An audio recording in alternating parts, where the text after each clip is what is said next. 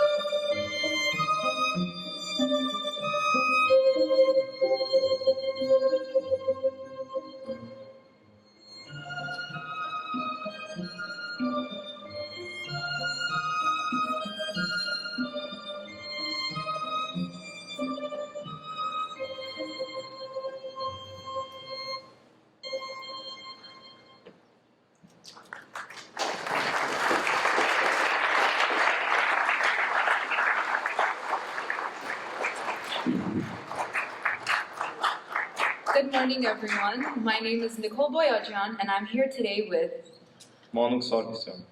Today's assembly does not have a goal of celebrating the beloved Armenian culture, but rather to remember the tragic tribulations Armenians faced 107 years ago.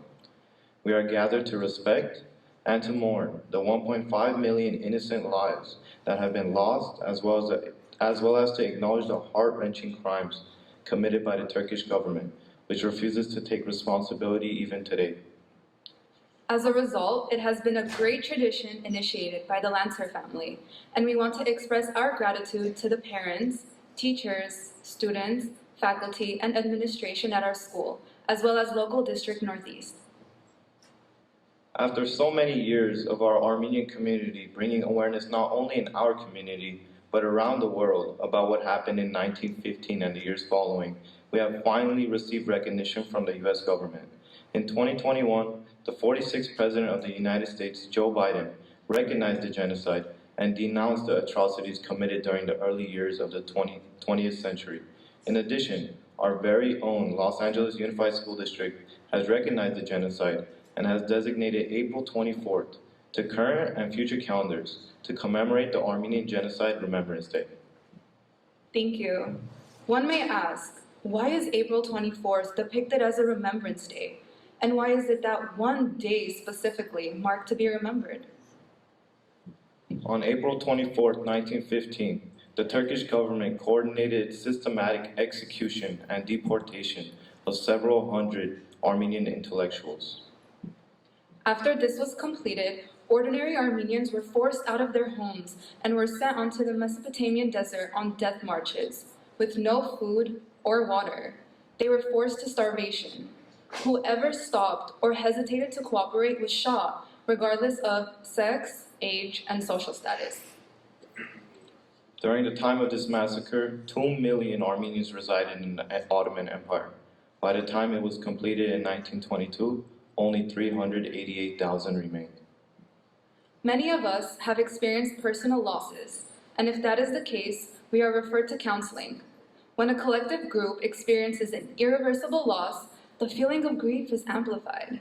You cannot find any Armenian today whose bloodline has not been affected in any way by the first genocide of the 20th century, and no counseling has been offered to those 3 to 5 generations of the survivors. The trauma continues to exist. As a result of the genocide, Armenians have been scattered all over the world. There is a diaspora of over 5 million people, with its major populations residing in the United States, Russia, and France. Despite being scattered over the world, killed, and dehumanized, they prospered and became successful. Many Armenians hold prominent positions and have great influences in society today. For example, there is Levon Aronyan, a grandmaster chess player who formerly played representing Armenia and has become the 4th highest rated player in the world, with a peak chess rating of 2830. Following along with Nubar Ofeyan, he is the co-founder of the biotechnology company, which produces the COVID-19 Moderna vaccine. Additionally, there is Raymond Damadyan, the inventor of magnetic resonance imaging, also known as MRI. This invention allows doctors to see issues in joints, cartilage, ligaments, and tendons, as well as to analyze brain health and activity while a patient is still alive. Next, we have Paul Robert Ignatius, who is an American government official who served as Secretary of the Navy. To add on, there is William Saroyan, an Armenian-American playwright and novelist who was awarded the Pulitzer Prize for Drama in 1940, as well as the Academy Award for Best Story in 1943. Next, we have Charles Aznavour, who is a renowned Franco-Armenian singer and one of France's most celebrated singers. He is especially well known for one of his most popular songs, known as La Bohème. Additionally, there is Alexis Ohanian, a successful entrepreneur who is the co-founder and executive chairman of the social media site Reddit. We also have System of a Down, which is a rock band that spreads awareness. Lastly, we added Christopher Der Seropian, the chemist and inventor of the green shade in the dollar bill, and the list goes on. Today's assembly reflects the mood of the event that happened over a century ago, so please be respectful and supportive. Genocides are reality in today's world. We need to stand together to condemn every attempt of individual and collective bullying, attempts of extermination of one or more cultures, groups, and individuals. Let's raise our voice against any discrimination and dehumanization of any human being.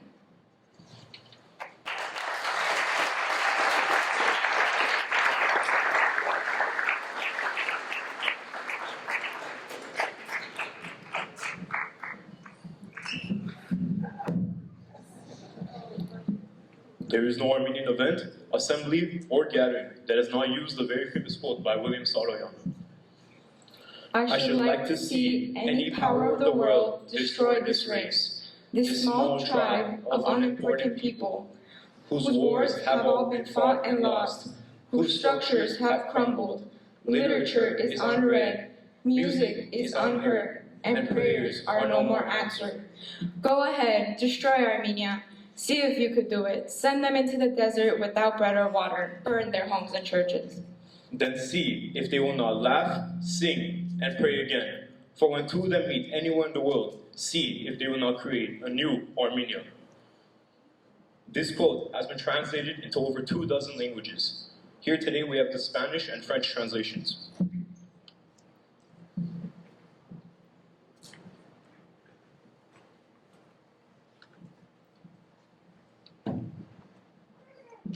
Je voudrais voir quelle force au monde peut détruire cette race. Cette petite tribu de gens sans importance, dont l'histoire était terminée, dont les guerres étaient perdues, dont les structures se sont éprouillées, dont la littérature n'est plus lue, la musique n'est plus écoutée, et dont les pierres ne sont plus exaucées. Mándalos al desierto sin pan ni agua. Quema sus casas y sus iglesias. Luego verás si no se ríen, cantan y oran de nuevo. Porque cuando dos de ellos se encuentren en cualquier parte del mundo, verás si no crean una nueva Armenia.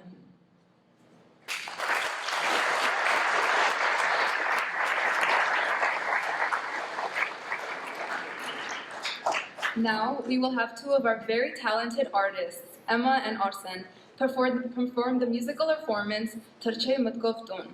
This song is about a soldier's experience during his deployment, yearning for his home village and mother's comfort.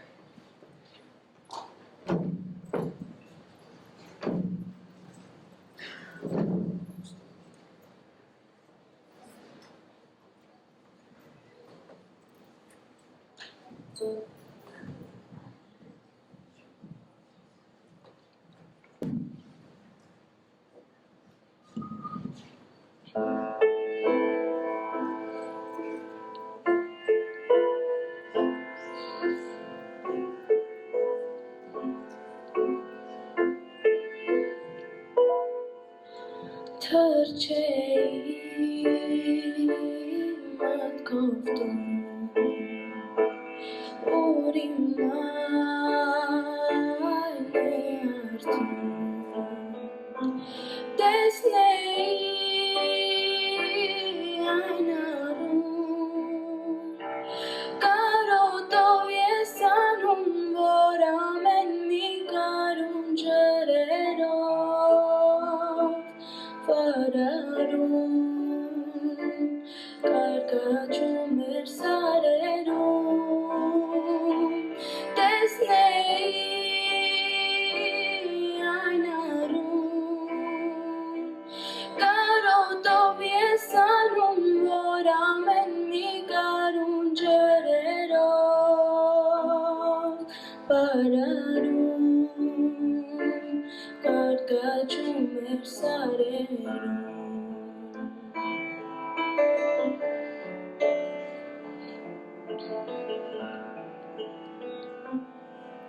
Tekvei ambiurim, carotați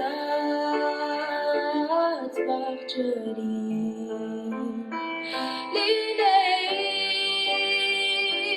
handerum, mercanăci marcherum, murțach concnevorum urmanum,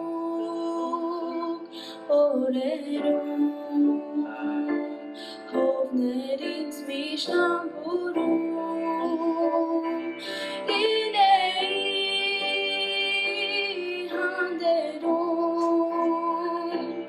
mercanăci marcherum, murțach concnevorum urmanum, orerum, hovnerins mishnamburum. Hayrenik nim sırtım, hayrenik nim sırtım. Bravo!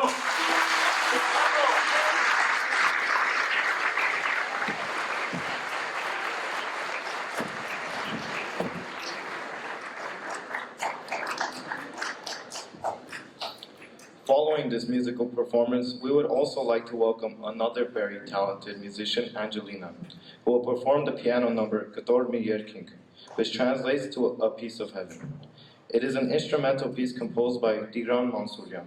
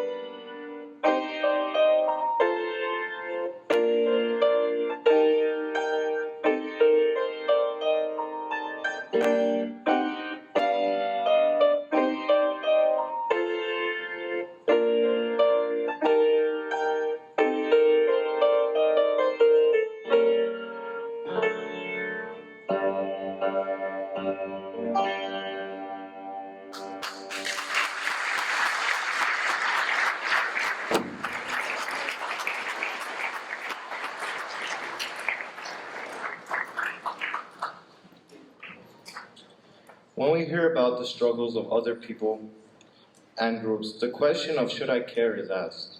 German theologian and Lutheran pastor asked and answered this very same question, which he presented in his very famous poem, First Day Came, which will now be recited by Avalon, Jeremiah, Tommy, and Luis.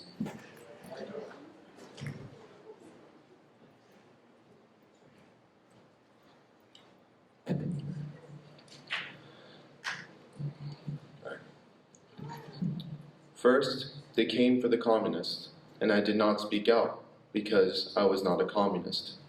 Then they came for the socialists, and I did not speak out because I was not a socialist. Then they came for the trade unionists, and I did not speak out because I was not a trade unionist. Then they came for the Jews, and I did not speak out because I was not a Jew. Then they came for me, and there was no one left to speak out for me.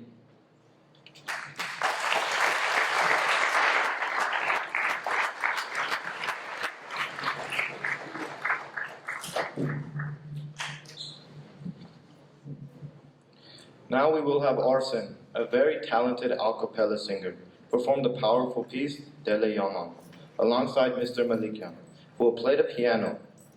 Whether the listener understands Armenian or not, it is nonetheless evident that Dele Yaman is not just a song, but a cry from the soul. The folk song describes the tragic love story between two people, where one has a longing for the other's love.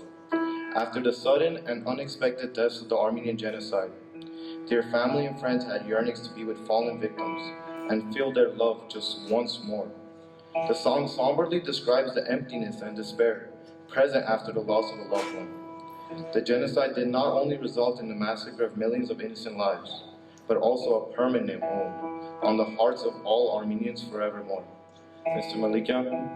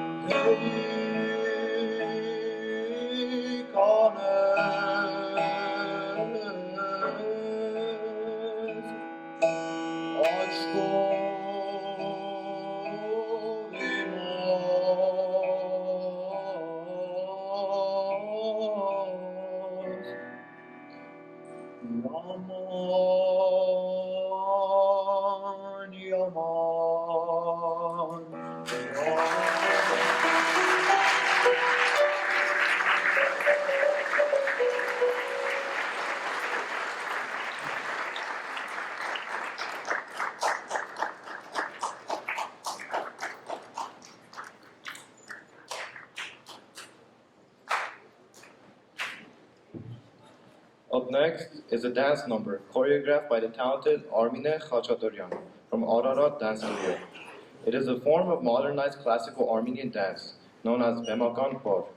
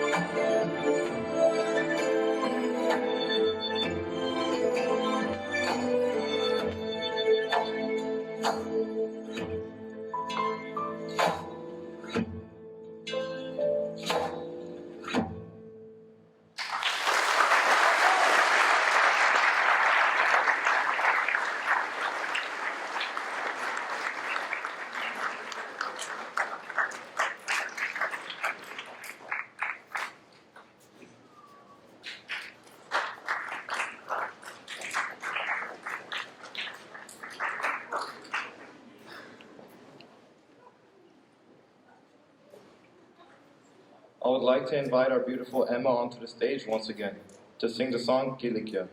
The song was named after an Armenian territory that fell under Ottoman control.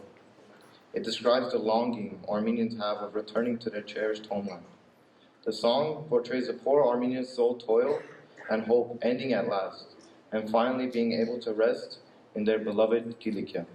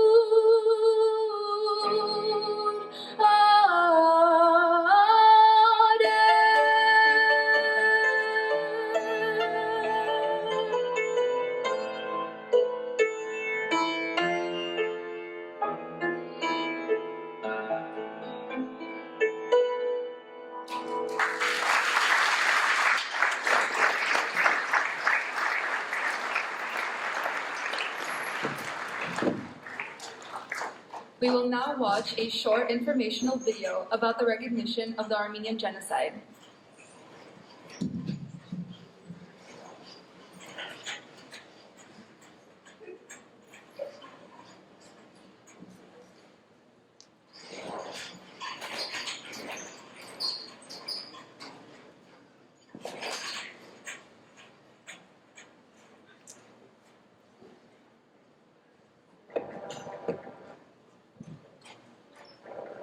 Today, Biden Berlin declaring the massacre of Armenians under the Ottoman Empire a genocide.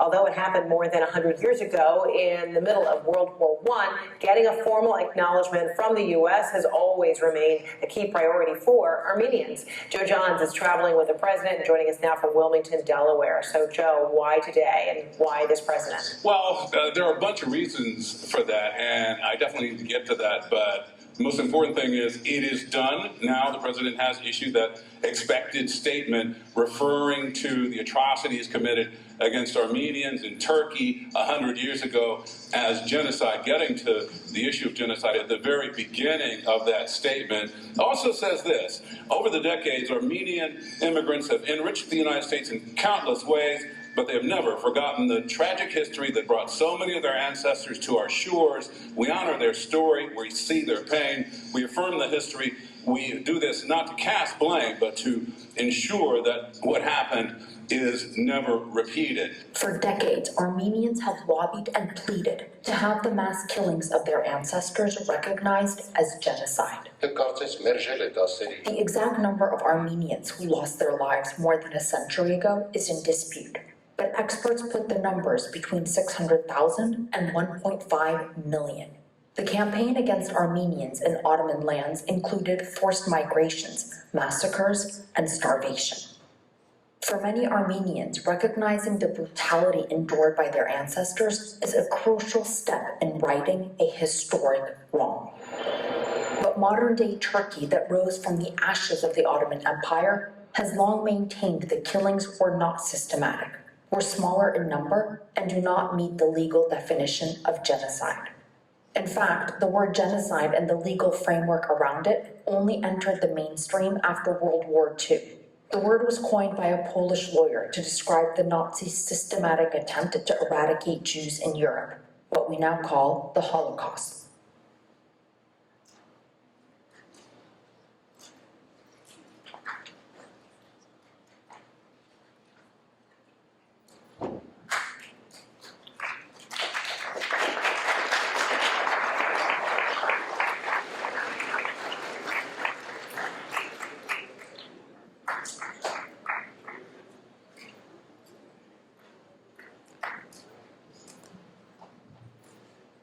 The Armenian Genocide is a very disturbing historical event, but it is vital that we continue to teach and educate future generations in order to prevent future tragedies like this from happening again. I would like to invite Lilia Hovsepian, a Grant alumni and current student at UCLA, to represent UCLA's Armenian Student Association and present an educational PowerPoint presentation.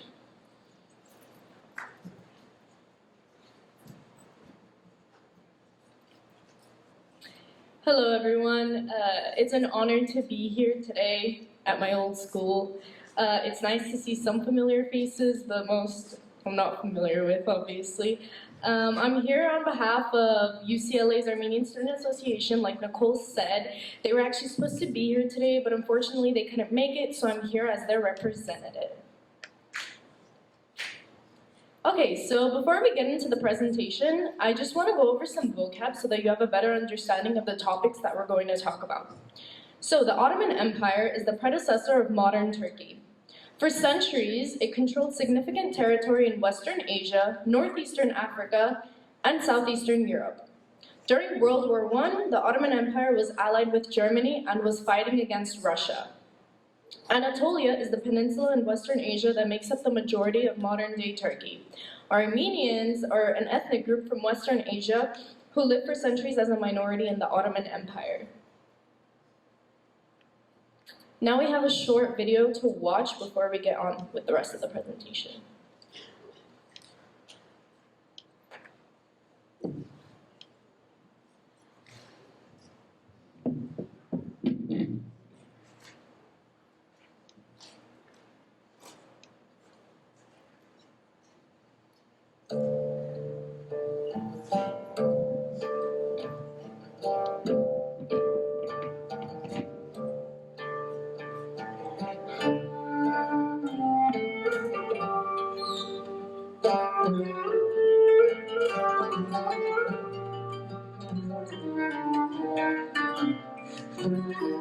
The loss of Balkan was loss of their Heimat, their homeland, their fatherland.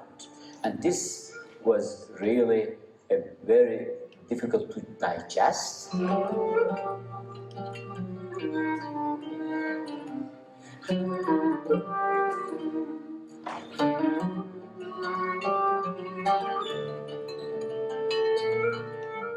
They developed a policy which I call demographic policy, and they looked at Anatolia and made a decision on the ground or on the question how we can govern this country.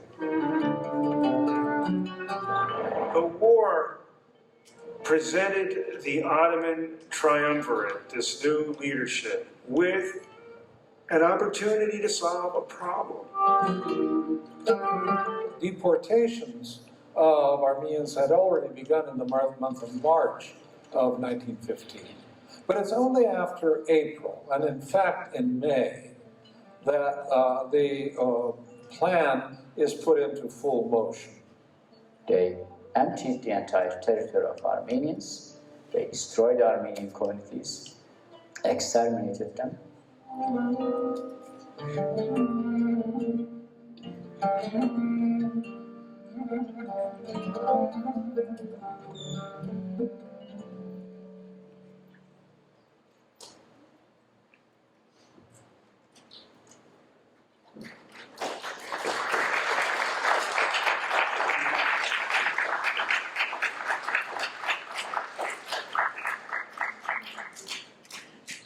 So now, diving deeper in, what exactly happened?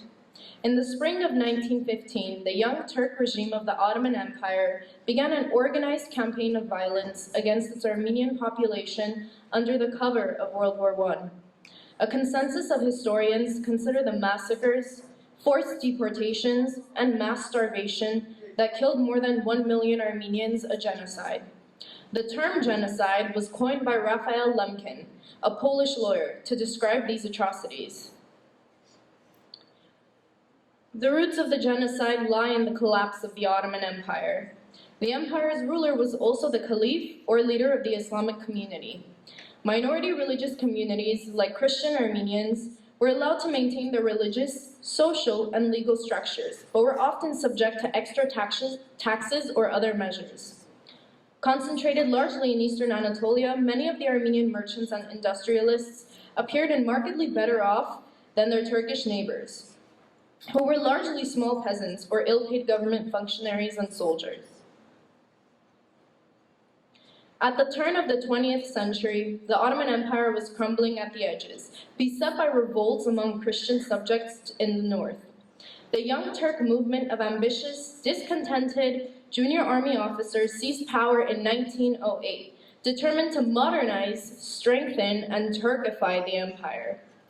They were led by the all-powerful triumvirate three pashas, and there are the three pashas. Armenians in the area were blamed for siding with the Russians, because remember, Turkey was siding with Germany, who was in war with Russia, so yeah. And the Young Turks began a campaign to portray the Armenians as a threat to the state, even though we were a minority. They briefly seized the city of Van in the spring of 1915. Armenians marked the date April 24th, 1915, when several hundred Armenian intellectuals were rounded up, arrested, and later executed as the start of the Armenian Genocide, and it generally said to have lasted until 1917.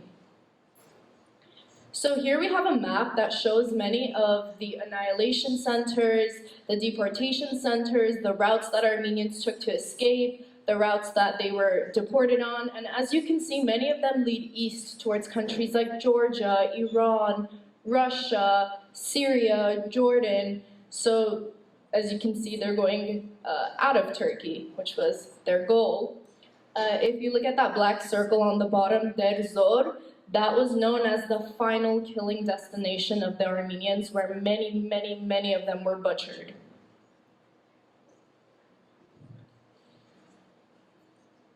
So why is it called genocide? The definition of genocide is the deliberate killing of a large number of people from a particular nation or ethnic group with the aim of destroying that nation or group. The Times released 145 articles published in 1915 alone, describing the atrocities as systematic and a campaign of race extermination. Even the Pope described the slaughter of Ottoman Armenians as the first genocide of the 20th century, and the European Parliament urged Turkey to recognize the mass killings as a genocide. Here we have an example of one of those New York Times articles, and if you pay attention to the headings, you know, 1 million Armenians killed or in exile, tell of horrors done in Armenia, pleas for Armenia by Germany futile. There were a lot of reports on what was going on. So why does it matter? Why should we know about, the genocide? Millions of Armenians around the world trace their flight from historical Western Armenia in the Ottoman Empire to the Armenian Genocide during World War I. Recognizing the Armenian Genocide in Turkey has at times been either illegal or dangerous. The prominent Armenian journalist Hrant Dink campaigned relentlessly for official recognition of the Armenian Genocide in Turkey, until he was shot dead by ultranationalists in Istanbul in 2007. More than a dozen European nations, including Germany, prohibit the denial of the Holocaust against Jews during World War II. On the other hand, for years, Turkey has taken the opposite path, making it a crime to label the Armenian massacres as a genocide. The Times writes, even now, Turkish textbooks describe the Armenians as traitors, call the Armenian genocide a lie, and say that the Ottoman Turks took necessary measures to counter Armenian separatism. I'd like to show you a few very prominent quotes from famous politicians in Turkey and Azerbaijan. First up, our goal is the complete elimination of Armenians. You Nazis already eliminated the Jews in the 1930s and 40s, right? You should be able to understand us. This is the end. We showed them who we are. We are chasing Armenians like dogs. The relocation of the Armenians in eastern Anatolia was the most reasonable action that could be taken in such a period. That last one is from Turkey's president. So what happens with denial? Denial and the lack of holding Turkey accountable only makes them more likely to do it again. We saw history repeat itself with the 2020 Artsakh War, during which Azerbaijan and Turkey attempted to wipe out the Armenian population of Artsakh. Even after the peace treaties were signed, there are still hundreds of Armenian prisoners of war and constant shellings of Armenian villages. Recently, Azerbaijan shut off gas to Armenians, causing many to freeze to death. After hearing all of this information, you might be wondering, okay, but what can I do as a student? Well, you can become more educated on the Armenian Genocide and how it continues to affect Armenians to this day, spread awareness via social media, and join political campaigns that push the US government to pass bills that support Armenia and sanction Turkey and Azerbaijan. Thank you guys so much for listening, and I hope you enjoy.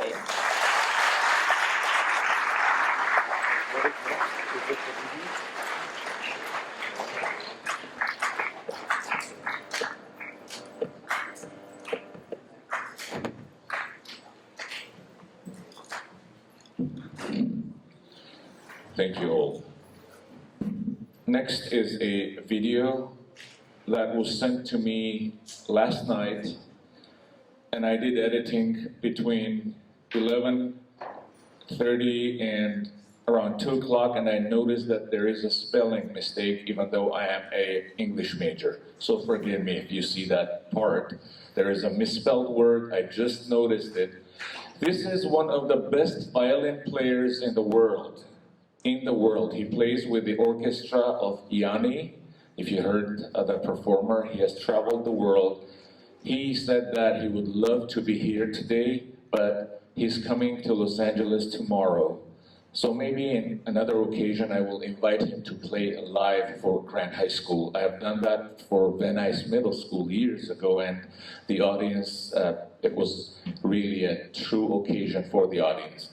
That said, he will perform a piece by a composer, Armenian composer, who suffered immensely during the genocide, was acknowledged by many well-known composers in Europe, including Claude Debussy. And he will perform the piece that is called Garung.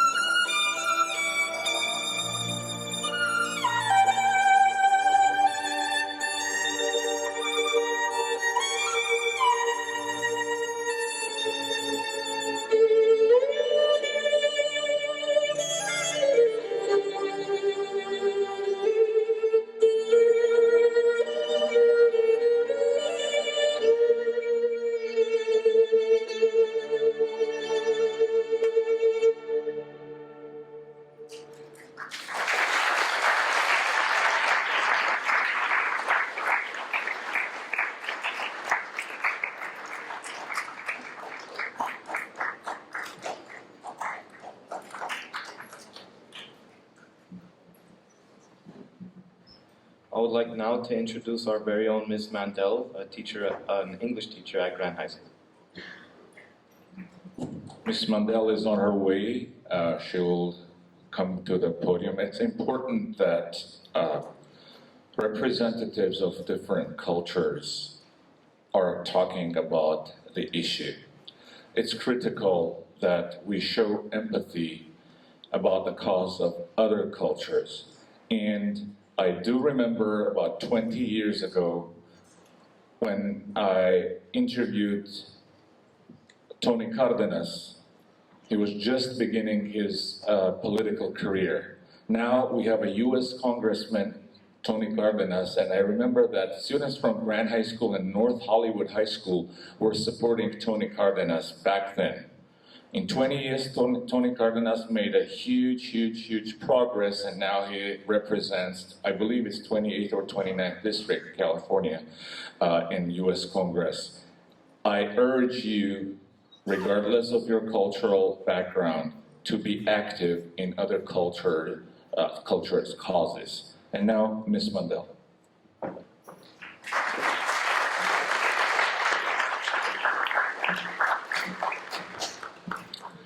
Hello. So I had reached out to Mr. Malikian about the assembly when I heard about it, because my English classes have been reading Maus, a graphic novel about the Holocaust, and I had learned from a student previously the connection between the Armenian Genocide and the Holocaust, which was that Hitler had, in defense of his plan to annihilate the Jewish population, he had said, "Who, after all, speaks today of the annihilation of the Armenians?" And it's just so important that we remember we're all human beings, we're all earthlings, and that we need to look out for each other, because otherwise people like Hitler will succeed. And we want to make sure that we do things differently as we continue. And I also just want to say how much I enjoyed the assembly earlier, and I'm so impressed and I've learned so much. So thank you.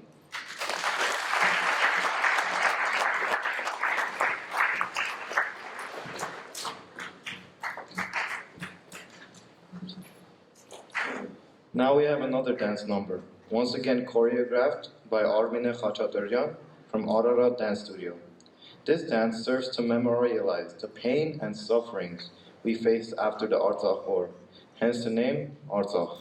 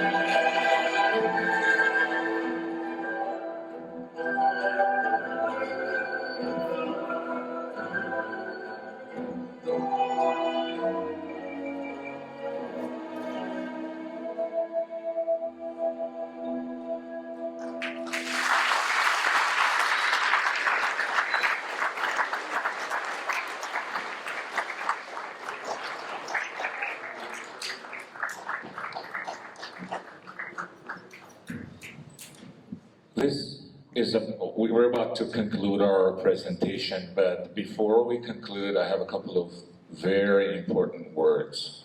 When you're doing a performance or assembly like this, you're not immune from mistakes. And we made some mistakes during the first part, even though it went kind of unnoticed, but it's my obligation to correct it. We have to acknowledge the hard work and dedication of Mary Hovsepian, the president of Armenian Club. Mary, come forward.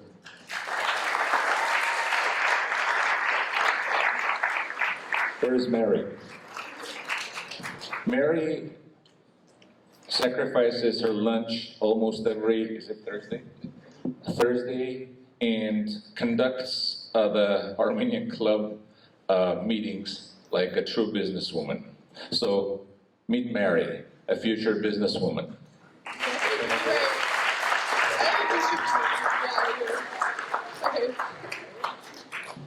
Hello, teachers, students, administrators, and guests from Grant High School. Sorry. I want to welcome you all to our annual Armenian Genocide Assembly. This year's assembly, the one that we just did, this is the first one that we've done in 3 years. 3 years ago, on this day, was the last Armenian Genocide Assembly that happened before COVID hit in 2020, and we haven't had one since. And I want to thank everyone who was involved, club members, teachers, administrators, Ms. Vaya is our sponsor, Mr. Medikyan, Ms. Svetlana, Mr. Aslanian, all the teachers, all the parents, all the students who were involved. This wouldn't have been able to happen without you guys. And as much as I might have sacrificed my time, you guys sacrificed equal time that I did. And thank you all for everything. I want to say this year's assembly was a huge success. And I actually wanted to invite an honorary guest speaker, the former president of Armenian Club from Grant High School for 3 years in a row. I want to invite Mary Sakayan.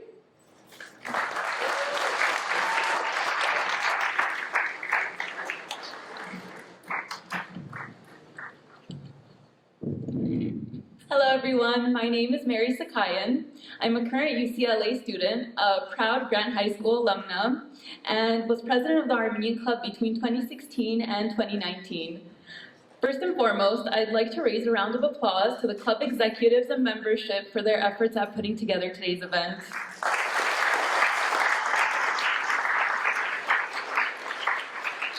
I'd also like to wish Mari Hovsepian, who was just up here, the current president, it's her birthday today, so happy birthday to her.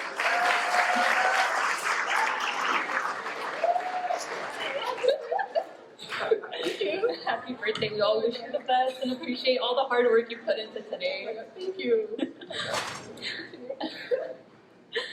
These annual Armenian Genocide Assemblies have been an ongoing tradition at Grant High for over 21 years, and its message seems to evolve with each year. In the 21st century, over 100 years after the fact, the question that consumes us all is not really, was there a genocide? Historians and journalists have surfaced undeniable sources and motives that confirm the atrocities that happened in 1915 were an attempt to exterminate Armenians from the face of the earth, regardless of Turkey's denial of it. So then, what is the theme that consumes Armenians and how they cope and go forward with their history? What's their current mission statement, so to say? I think we've moved on to a celebration of survival and a goal of prevention. I want to end today's program on a positive note. I'm a history major with an emphasis in the Middle East. I come across commentary that often labels the Armenians as a people with a tragic history.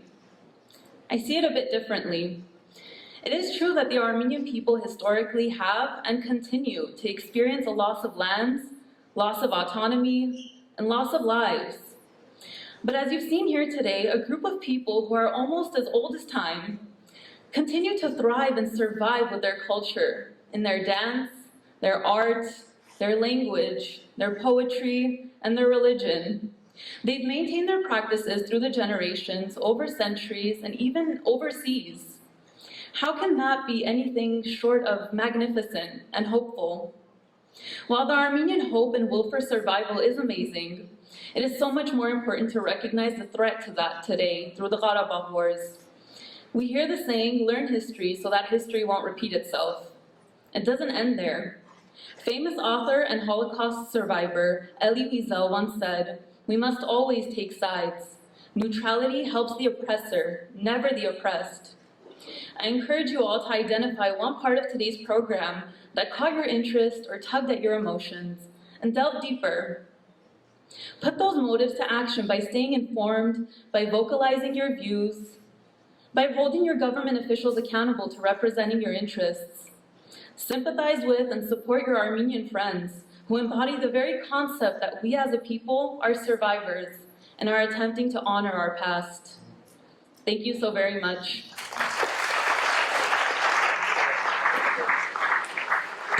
Thank you, Mary. This assembly would not have been possible if we did not have the support of our leadership.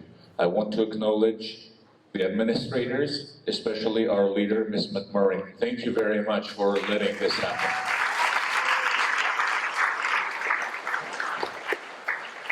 We said that this is not a celebratory assembly presentation, but in the end, I want everyone to leave this with one thought. Despite all the atrocities, despite all the attempts to exterminate one kind, that kind of was the prelude of other atrocities and genocides, we survived. We all survived together. Let us learn from each other. And I'm urging all the Armenian students to become active in other cultures' affairs, in other cultures' celebrations and remembrances. Remember, I mentioned Tony Cardenas, and there are others. I can bring an example, but for the lack of time, I will not continue. Be active in your community, regardless of color. That said, I want us to preserve a moment of silence for the innocent victims in Ukraine war, regardless of their national or cultural belonging. Something horrible is happening there right now. And these people, 2 years ago or a year ago, they would never imagine that they will be transported to World War II era where everything was destroyed. And kids, adults, and old people, elderly, helpless people would die and get injured. Let's keep a moment of silence to respect their memory.